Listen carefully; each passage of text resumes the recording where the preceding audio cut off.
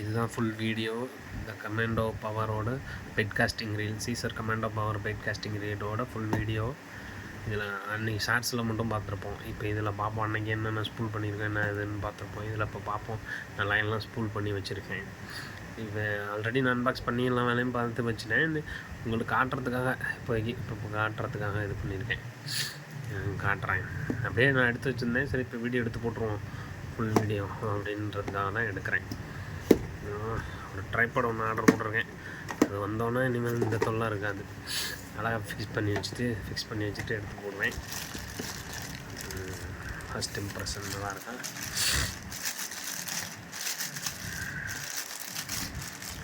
Black with red தான் இந்த ரீலோட கலர். வந்து பெயிட் காஸ்டிங் ரீல் இது தான். பாருங்கள் எப்படி இருக்குது.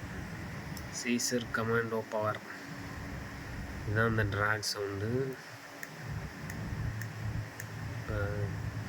காட்டுறேன், கொஞ்சம் டைட் பண்ணிட்டு காட்டுறேன். அது இழுத்துட்டு போகும்போது நல்லாயிருக்கும். இந்த ரீலோட கலர் வந்துட்டு பிளாக் வித் ரெட்டு, அது தெரியும்னு நினைக்கிறேன்.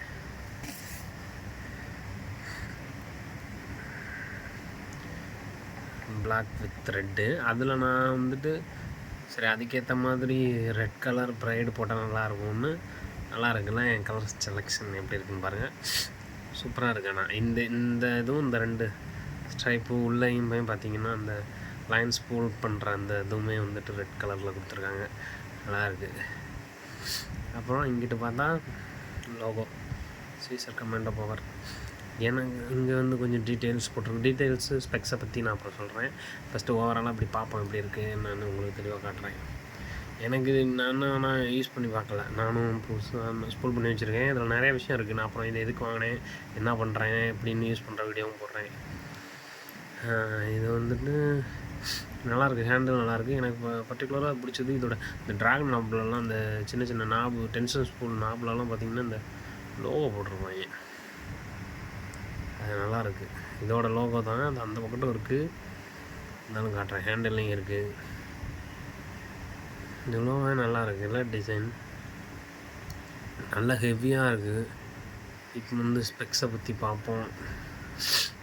ஸ்பெக்ஸ் இங்கேயே போட்டிருக்கோம். ஓரளவுக்கு இதில் போட்டிருக்கிறது முதல்ல பார்ப்போம். 6+1 பேரிங்ஸ் இருக்குது. அப்புறம் இங்கிட்ட என்ன போட்டிருக்கானுங்க, கியர் ரேஷியோ போட்டிருக்காங்க. 7:7.1:1 கியர் ரேஷியோ, ஹை கியர் ரேஷியோவான். அப்புறம் 9 kg ட்ராகு. இது வந்துட்டு 9 kg ட்ராகு. இங்கே ட்ராக் போட்டிருந்தது காணும். சரி ஓகே. நான் இங்கே இருக்குது ப்ரிண்ட் பண்ணியிருந்தது நான் பார்த்தேன். அதனால தான் நான் சொல்லக்கூடாது. இப்போ இங்கே ப்ரிண்ட் ஆகிருக்குல்ல, அதை காட்டலாமே உங்களுக்கு இருந்தால் பாருங்க. போட்டிருக்கு மேக்ஸிமம் 9 kg மேக்ஸிமம் ட்ராக். இது நல்லா இருக்குல்ல. இதுதான் நான் காமிச்சேன் பிரைட் லைன் ஃபஸ்ட்டு ரீலில் பற்றி பார்த்துருவோம். அப்புறம் ப்ரைடை பார்ப்போம். ப்ரைடும் நல்லா இருக்குல்ல. இன்னும் எனக்கு அந்த கலர் ரொம்ப பிடிச்சிருந்துச்சி. இதை எதுக்காக அப்படி பேர் பண்ணியிருக்கேன்னா, நம்மளுக்கு நிறையா பேருக்கு இந்த மீன் பிடிக்கணும்னு தெரியும். அதில் ஒரு சின்ன ஒரு இது இதுக்கு வேறு ஒரு நிறையா பிரைட் கலர் நான் நினச்சேன். ஆனால் இதுக்கு இந்த ரீலை நான் பார்த்தோன்னே எனக்கு இது பிடிச்சி. இந்த கலர் பிளாக் வித் ரெட்டுன்னொன்னே அதுக்கு இது தான் செட் ஆகும்னு ஆர்டர் பண்ணேன். நம்ம அப்படி கையில் வச்சுருக்கும்போது நான் இது லெஃப்ட் ஹேண்ட் ரீலு, அதை சொல்ல மாட்டேன். இது லெஃப்ட் ஹேண்ட் ரீலு. நான் எப்போவுமே லெஃப்ட் ஹேண்டு தான் ரீலு இப்போ யூஸ் பண்ணுவேன்.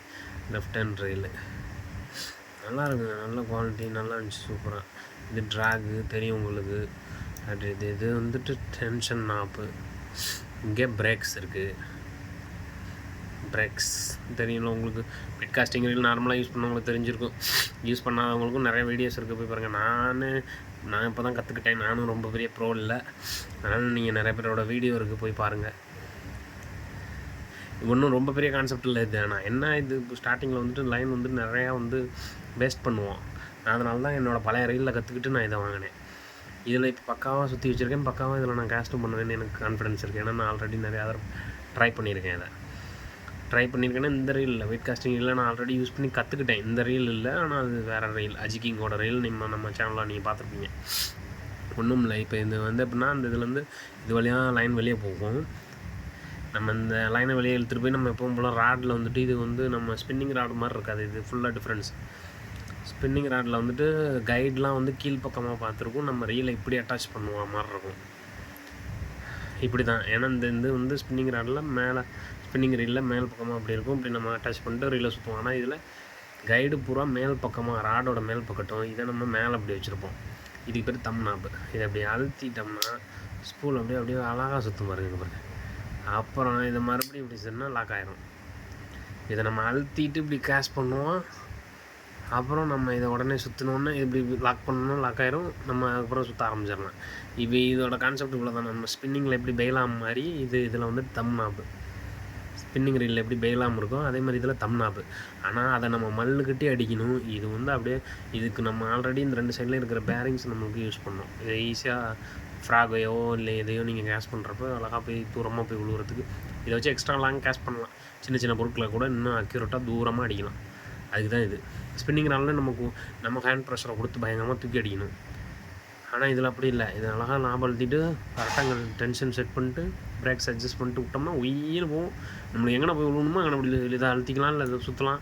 ஆனால் இதை யூஸ் பண்ணுறவங்க நான் நிறைய டைம் யூஸ் பண்ணுறப்ப இப்படி விழுவேன்னா இதை தூக்கி போடுவேன். இந்த ரைட் ஹேண்டை வச்சு இதை இப்படி அழுத்திடுவேன். எங்கே எனக்கு வேணுங்கிற தூரத்துக்கு இப்படி போகணுன்னு டப்புக்குன்னு இந்த ஸ்பூல் சுற்றுறதை நிப்பாட்டினோன்னா லாக் பண்ணிக்குவேன். இந்த வீடியோ காட்டுறேன் எப்படி இதை யூஸ் பண்ணுறேன் என்ன பண்ணுறோன்னு. நல்லா இருக்கு அழகாக. பாருங்க ஹேண்டல்லாம் சூப்பராக இருக்குது. எனக்கு கொஞ்சம் சளி பிடிச்சிக்கிச்சு முடிகிறாங்க. பிரேக் இதில் பாருங்கள் பிரேக்ஸ் இதுதான் பிரேக். இப்போ கான்செப்ட் என்னன்னு சொல்லிடுறேன். நான் பேசிகிட்டு இருக்கேன் அதான். இப்போ நம்ம இதே தான். இப்போ நம்ம ரயிலில் வந்துட்டு ராடில் வந்துட்டு இதை எப்படி சீட் பண்ணிடுவோம். நான் அப்புறமா ராடு வீடியோவில் காட்டுறேன். இப்படி சீட் பண்ணிவிட்டு இது வழியாக கைடு வழியாக நம்ம நரம்பை பிரைடை எடுத்துகிட்டு போய் வெளியே விட்டுட்டு அதில் நம்ம ஏதோ ஒரு ஃப்ராக் லூரோ ஏதோ ஒன்று ஃப்ராக்னே வச்சுப்போம். ஃப்ராகை போட்டுட்டோம்னா அதுக்கப்புறம் என்ன பண்ணணும்னா இப்போ நம்ம அதை யாராவது இருந்தால் உங்களுக்கு பண்ணி காமிச்சிடுவேன். இப்போ இது ஒரு குறிப்பிட்ட டென்ஷனில் இருக்குது. இப்போ இதை நான் ஞாபகம் அழுத்தணுன்னா இது ரொம்ப ஃப்ரீயாக சுற்றுறதும் இல்லை அது கொஞ்சம் ஹார்டாக நின்று சுற்றுறதும் நம்ம தான் முடிவெடுக்கணும். அதுக்கு இதை அட்ஜஸ்ட் பண்ணணும். இதுக்கு பிறகு தான் டென்ஷன் ஆகுது. இப்போ நம்ம ஓட்டருக்க ஃப்ராக் ஒரு 6 கிராம் இருக்குன்னு வச்சுக்கோங்க. அந்த 6 கிராம் ஃப்ராக் நம்ம இதை அழுத்தணுன்னா வேகமாக போய் கீழே விழுந்துருச்சு தரையிலன்னா விழுந்த உடனே இந்த ஸ்பூல் நிற்கணும். ஆனால் இந்த ஸ்பூல் நிற்காமல் ரொம்ப லூஸாக இருந்தால் என்ன ஆகும்னா அப்படியே ஸ்பூல் அவுட் ஆகும். அப்படியே நரம்பு இது வழியாக இந்த ஸ்பூல் நிற்காமல் அது வாட்டு சுற்றிக்கிட்டு இருக்கும் ஃப்ரீயாக. அப்போ நரம்பு பூரா வெளியே துப்பிடும். அதை நம்ம மறுபடியும் எடுத்து அதுக்கு பிறகு தான் மின்னாட்டு விழுந்துடும். எடுத்து நம்ம அதுக்கப்புறம் வந்துட்டு அதுக்கப்புறம் அதில் நிறையா பிரச்சனை இருக்குது. அது செட் ஆகாது. அது வெயிட் காஸ்டிங் நிறைய பேருக்கு பயப்படுறதுக்கு காரணமே அதுதான். நானும் ஒரு ரோல் ஃபுல்லாக ப்ரைடை காலி பண்ணி தான் கற்றுக்கிட்டேன். நீங்கள் வாங்கினாலும் நாங்கள் அப்படி தான் கற்றுக்கணும். ஆனால் நான் அதுக்காக பயப்பட முடியாது. இதில் இருக்க ஸ்பெசிஃபிகேஷன்ஸ் அப்படி இருக்கும். இதை அல்டிமேட்டாக இருக்கும். அதனால் நிறையா காஸ்ட்டு தொடர்ந்து இப்போ ஃப்ராக் லூர் யூஸ் பண்ணிக்கிட்டே இருக்கோம். ஸ்பின்னிங் ராடில் எனக்கு கை வலிக்குதுங்கிறவங்களாம் இது அழகாக இன்னும் இப்படி அழுத்தி இப்படி உயின்னு விட்டா போய் விழுவும். அதை சுற்றிக்கிட்டு மறுபடியும் கரெக்டானு சுற்றலாம். அப்படியே தூக்கி அப்படி ஒரு இது. ஏன் நம்மளுக்கும் சேம் காஸ்ட்டில் இருக்குல்ல. இப்போ நிறைய பேர் எஃபெக்ட்ஸ் வாங்குறாங்க. சும்மா நல்ல பிராண்டடான ரீல்லாம் வாங்கி ஸ்பின்னிங் ரீல் யூஸ் பண்ணுறாங்க. அட்லீஸ்ட் ஸ்னேக்கட்டுக்கு வேற பிடிக்கிறதுக்காக ஒரு சின்ன செட்டப் வச்சுருக்கலாம். இல்லை நாங்கள்லாம் இவ்வளோ செலவு பண்ண மாட்டோம்னா நாங்கள் அழகாக வாட்டர் கேனில் ஒரு முள்ளை கட்டி விட்டு 2 கெண்டை கொஞ்சம் கோர்த்து விட்டா வேற கிடைக்கின்றா நீங்கள் நடானாலும் அதுவும் ரொம்ப சிம்பிளாக முடிஞ்சு போயிடும். அது அவங்கவுங்களோட இதை பொறுத்தது. சரி அதை போயிட்டு போட்டோம். இப்போ இந்த 6 கிராம் ஒரு ஃப்ராகை இப்போ நான் இதில் கட்டியிருக்கேன்னா ஒரு 6 கிராம் வெயிட் இருக்குது இப்போ இதில். அப்போ நம்ம இப்படி அழுத்தும் போது இது ஸ்பூல் வேகமாக கண்ட்ரோல் இல்லாமல் சுற்றுனுச்சுன்னா இதை நம்ம கொஞ்சம் டைட் வைக்கணும். அது எந்த அளவுக்கு டைட் செட் பண்ணணுன்னா நான் இதை அழுத்தி அந்த ஃப்ராக் இப்போ இங்கேருந்து இப்படி தரையில் போய் இப்படி கீழே விழுந்த உடனே இந்த ஸ்பூல் நிற்கணும். இல்லை அப்போ ஃப்ரீயாக சுற்றுதுன்னோன்னா இன்னும் கொஞ்சம் டைட் பண்ணணும். இல்லை அது வந்து சுத்தமாக தகவலை கீழே இறங்கலை ஃப்ராக் லூருங்கிறப்ப பிரச்சனை அப்படி இருந்துச்சுன்னா நம்ம இந்த டென்ஷன் நம்ம லூஸ் பண்ணணும். இதில் ஒரு சின்ன சவுண்டு கேட்கும் படக்குன்னு. நம்ம எப்படி ப்ரோ கண்டுபிடிக்கணும்னா சின்ன சவுண்ட் இருக்குது ஓவர் அட்ஜஸ்ட்மெண்ட்டாக. அப்படி இது ஒன்றும் ரொம்ப பெரிய வித்தல்ல. அது கொஞ்சம் கற்றுக்கணும். அழகாக அப்படி கீழே போய் விழுந்து ஃப்ராக் விழுந்த உடனே இந்த ஸ்பூல் சுற்றாமல் இப்படி அழகாக அப்படி சுற்றி இப்படி நிற்கணும். ஓகேன்னா அப்போ அது கரெக்டான செட்டிங்.